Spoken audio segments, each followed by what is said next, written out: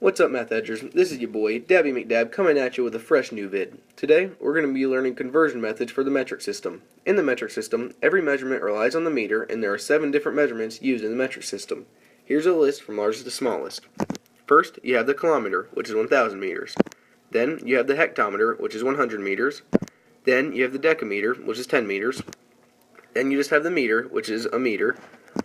Then you have the decimeter, which is 1/10 of a meter. Then you have the centimeter, which is 1/100th of a meter. And finally, you have the millimeter, which is 1/1000th of a meter. So, let's say that we have 100 meters, and we're trying to find how many centimeters we have.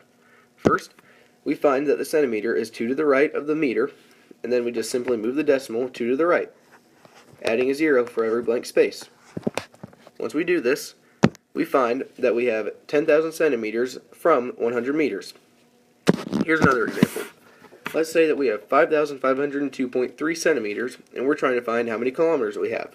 First, we need to find that the kilometer is 5 to the left of the centimeter. Then, we take the decimal and move it 5 to the left. 1, 2, 3, 4, 5. Again, adding a 0 for every blank space.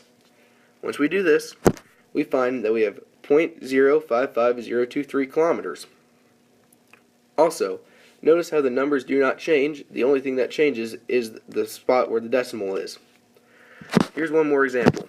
Let's say that we have 34,567.34 millimeters, and we're trying to find how many meters we have. First, we need to find that the meter is 3 to the left of the millimeter, and then we just simply move the decimeter 3 to the left. 1, 2, 3. Once we do this, we find that we have 34.56734 meters out of our millimeters. And that's it. Easy peasy. I'd like to thank you for watching the video today. Please leave a like and subscribe, and take a look at our webpage, link in the description. And as always, stay classy.